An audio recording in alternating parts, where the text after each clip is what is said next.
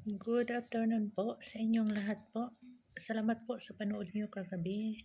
Yung views ko 20,000. Nagpasalamat akong lubos sa inyo. Sana po patuloy kayong magsubaybay manood sa mga video ko, sa upload ko. Wag kayong mag-skip sa mga ads. Salamat po sa inyong suporta. Walang sawa kayong nagsuporta kahit hindi gaano ka, hindi yung content ko na hindi maganda, pero tuloy kayong nanood ng suporta sa akin. Lubos akong nagpasalamat sa inyong lahat at unang-una kay God na kung wala siya, wala ako, wala yung vlog ko. Nagpasalamat akong lubos na yung ways ko na binigay ni God unti-unti na umaangat. Nagpasalamat ako. Sana Lord, huwag mo akong pabayaan. Ikaw lang ang sandalan ko sa kahit na anong mga problema dumating sa buhay ko. Hindi ako susuko. Alam ko na hindi mo ako pabayaan. Alam ko rin na hanggang sa umpisa hanggang dulo, hindi mo ako iiwan. Naghintay ako sa ibigay mo sa akin kung anong ibigay mo. Naghintay ako. Sana Lord, i-pray ko lang na maging success ang vlog na ito kasi para sa mga kapatid ko at saka sa mga anak ko na makatulong ako at saka sa sarili ko din at saka sa ibang tao na makatulong ako. Masaya ako Lord na makatulong ako sa kapwa ko Pilipino na kagaya kong mahirap. Hindi naman ako mayaman, isa lang ako mahirap. Sana po na tuloy kayo manood sa vlog ko at kung ibasman ninyo ako, okay lang din.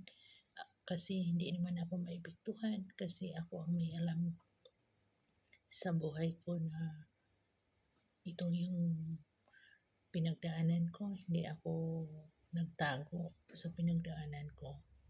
So mahirap talaga. Pero kung nadapa man ako, unti-unti akong bumabangon. Sana Lord na maging okay ang lahat, maging success ang lahat para sa buong tao, buong kapitbahay ko na makatulong ako. Happy ako Lord na makatulong ako sa mga kapitbahay ko, sa mga friends ko. Nagpasalamat ako lubos sa mga sulipan ko na mga sa iba't ibang bansa na tuloy ang suporta sa kanila. Yung pangako nila hanggang ilang taon, hindi nila ako iiwan hanggang sa dulo. Nagpasalamat akong lubos sa inyo lahat. At ang dami namang nagalit sa akin mga ibang lahi kasi gusto nila na sabi nila asawahin nila ako. So, pasensya na kayo, wala na akong balak mag-asawa kasi pagod na ako talaga. Ayaw ko na mag-asawa pa ulit. So, yung focus ko na lang para sa family ko at saka sa ibang tao na makatulong ako. So, God bless you sa inyong lahat at sa mga kapatid ko na mahirap din.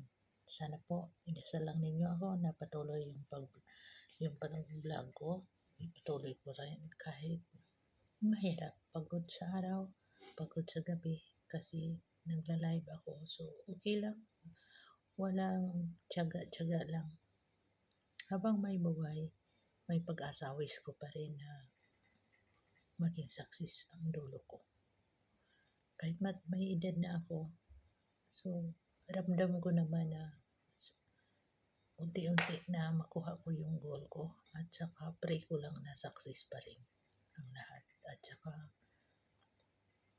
makauwi ako sa family ko doon sa Mindanao sa ito na taon, next month uuwi din ako. Sana din maging happy ang lahat na okay ang lahat at saka yung kapatid ko na may sakit, pray ko lang kay God na gumaling na siya.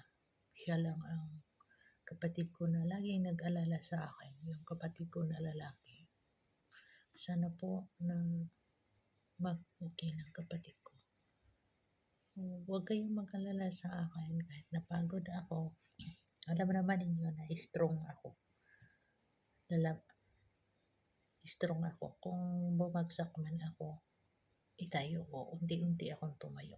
para sa makita sa ibang tao na hindi ako naapektuhan. Salamat po sa inyong lahat and God bless you all and good afternoon.